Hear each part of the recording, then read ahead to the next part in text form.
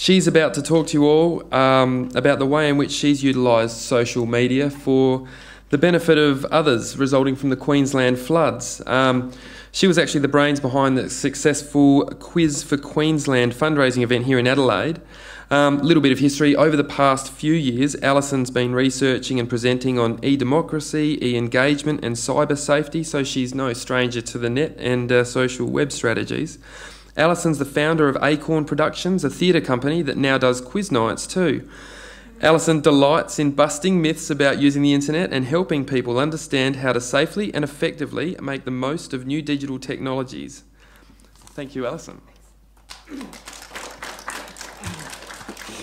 And of course, in true presenting style, I woke up with a cold this morning, so bugger about that, really. Where's the... see, I'm really tech savvy. It's really good that I'm following on from Jane and Jill, and them talking about people being open to giving and wanting to give. Because, of course, we all sat and watched this. And I remember on my tweet deck, I set up it was a disaster, so it had its own hashtag, QLD floods hashtag. And at one point, for most of the day, I kept sort of checking in. But I actually found at one point you couldn't read it because it was going so fast. So I said this: I feel completely useless. And I think a lot of people did as well. We're here, they're up there. I have a back injury, so not good with the sandbagging. That's actually how I got my back injury, actually. The Social Adelaide had recently had their film night, and 80 people had turned up, and we'd all watched the Social Network and been uber geeky and had a great night. And I was like, maybe we could do another film night. And then I got this. Crown Plaza were like, yeah, if you do fundraising, we'll give you some stuff. I was like, oh, right. Okay, so I'm going to need some help. I'm going to need to know what we're going to do and when we're going to do it and where we're going to do it, how we're going to do it, and who's going to do it. Okay, so, and this is where what Jane and Jill do. You ask. A few years ago, I actually used to work in fundraising. I used to work in the not-for-profit sector before I sold my soul to the government. And I had a mentor, and a lovely guy called Morris, who some of you may remember from 2006. The Queen Elizabeth Hospital was on the front page of the white pages and was on the front cover.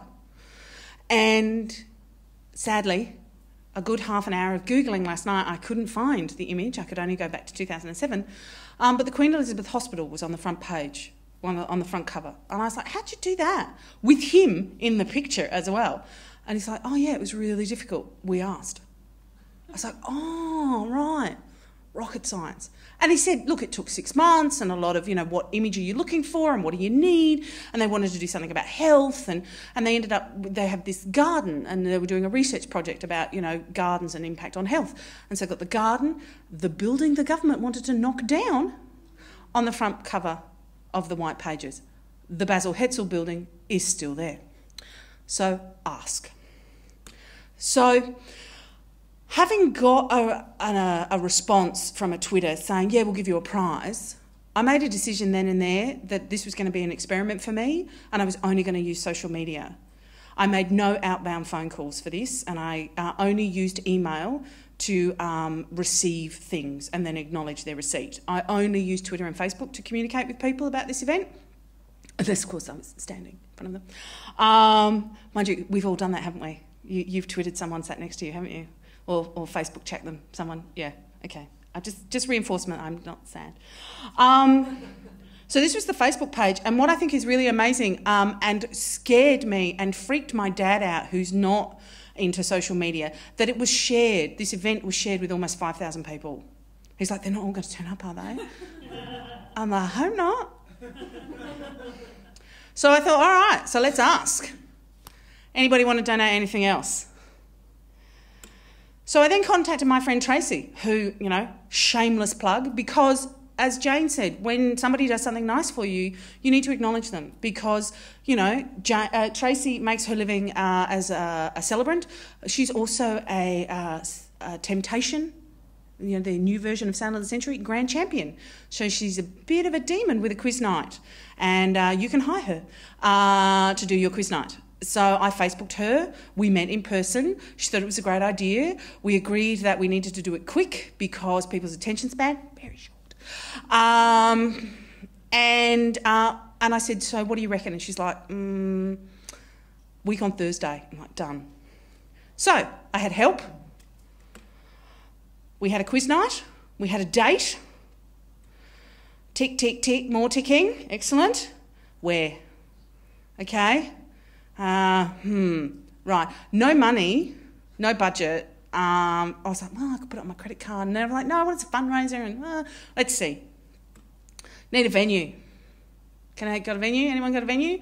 So I was thinking we might get a hall and they could do the bar and people could bring platters and we could be like the feast quiz night and have drag queens judge the best platter and stuff. It's very competitive at the feast quiz night. Very competitive.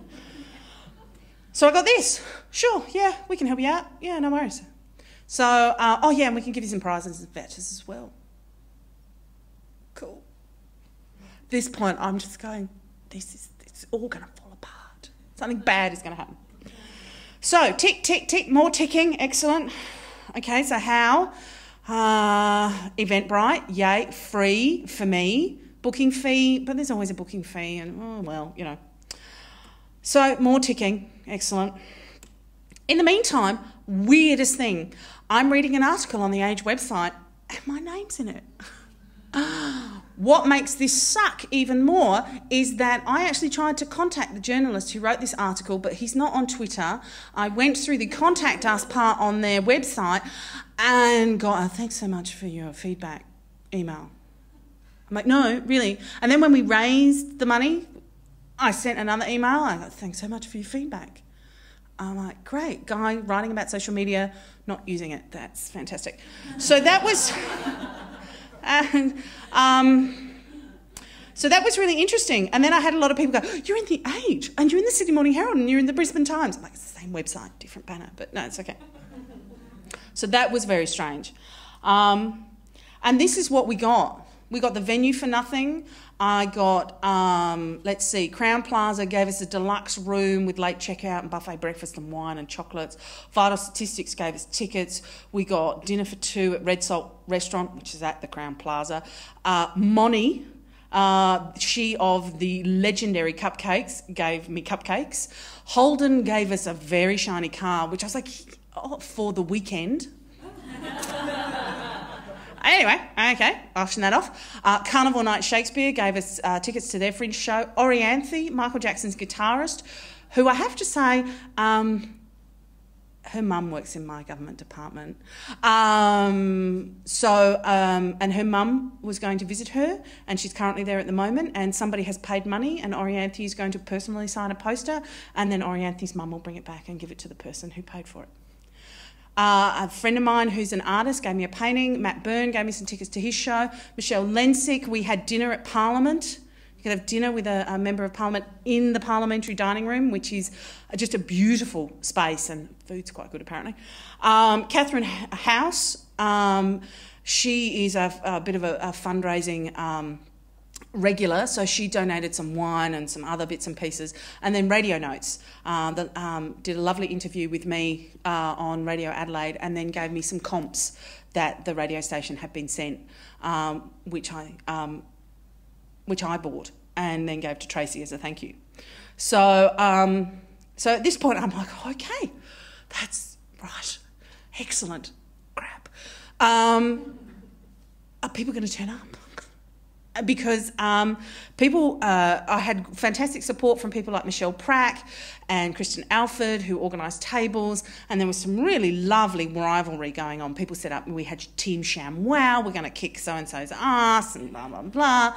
And it was really terrific for me to watch people get excited about an event that had started as we should do something, that would be nice, because it's a bit sad up there. And then 114 people turned up. It's a shame he's not here, because I do owe him a public apology, so I should do this and you can all Twitter about it. Twillian, Tom, came up to me while I was standing guarding the auction items and went, "Hi, I'm Tom." And I went, "Oh, hi, thanks so much for coming," and then wandered off.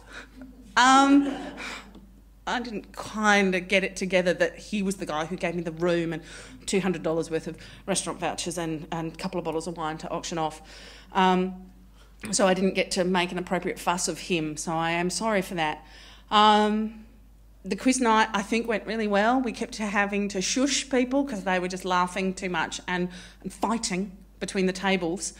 The pub were really happy. People drank more than they were expecting for a Thursday. I don't know what that says about the crowd. But I had help. I had some friends of mine help. My friend Terry was on the door helping people find their table. My dad was the official scorer. Loves an Excel spreadsheet. That was great. Tracy reused questions from a quiz night she'd used about a week ago, but she figured nobody would be coming because that was in the northern suburbs and this was at the highway, so it was a fairly safe bet it wouldn't be the same crowd.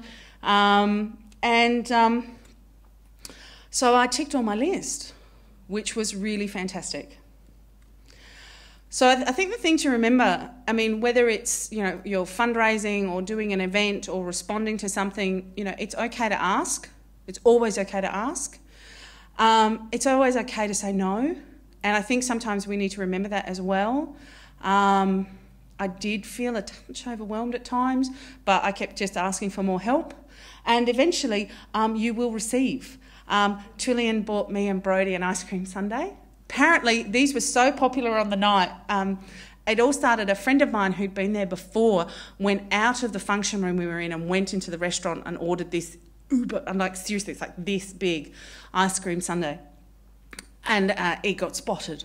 They sold 12 of those that night, which is like a record. They usually do about 2. So the pub were happy on lots of levels. They sold more booze and food than they normally would, and 12 of these ridiculous ice creams. And then a couple of us who had worked to put it together went to have dinner at the pub as a way of like spending some money at their pub, and we were told, "Oh, you don't need to worry about dessert. It's been ordered for you." And yeah, out came this ridiculously enormous. I won't show you the after picture because that's just sad. But yeah, in 16 days, I put together an event that raised just over $5,000, and we gave half of it to the Queensland Premier's. It's now the Disaster Relief Fund because it was the Flood Relief Fund, but with Cyclone Yazi, its reach has been expanded, and we gave the other half of the money to the Queensland RSPCA. So I basically played to my strengths. I've organised quiz nights before, so I knew what was involved. I didn't do anything that was outside my comfort zone. So I was amazed. My dad, it's quite funny, he's a software designer. He writes enormous software packages. But when it comes to social media and that sort of stuff, really no interest. He's even reluctant to order flowers online and usually gets me to do that. He was just amazed at the response that I got. And he's like, "These people don't know you." I'm like, "I know. I don't get it either." I offered to pay the highway a deposit. I'm like, "We could trash the room." He's like, "Well, it probably won't." I'm like, "Okay." And so all these people trusted me, which was incredibly humbling and really wonderful, which are really cheesy sort of fundraising words. But like I said, Tom came up and introduced himself to me, and I was just in the process of standing there going, "Oh my God, there's 114 people in the room. Wow." That I just couldn't, it took me a couple of days to process what had happened and how 4 of us had managed to pretty much pull that off in, I think it was 16 days. The really interesting thing was that we never kept asking for more prizes, but it was interesting when we were with the media coverage. We got coverage in The Age and the Sydney Morning Herald and the Brisbane Times. We didn't get any coverage in the local papers. Not that I'm bitter. But I just thought that was really interesting that, I had a lovely chat on Radio Adelaide, but when there was a bigger, much more high-profile event happening at the town hall, any other small fundraising events just really kind of got lost, which I thought was a real shame, because there were some really amazing grassroots things. You know, people were having casual days at work, and kids were doing that sort of stuff, and having bake sales and all that sort of stuff, and people felt they had to do something. So, and I felt I should do something. I didn't know what that something would be, because I'm no good with sandbags, but yeah, it's okay to ask, and don't forget to ask for help, because otherwise you will just go nuts. So this is me on Twitter, and this is my email address. So if you'd like a quiz night organised, feel free to contact me, because I'm really good at that now. Can't guarantee the same level of prizes though. But I think really it does, when I talk to people in my work, so what's the deal with Twitter? I don't know, but it seems to be working. So, yeah, and thanks for coming.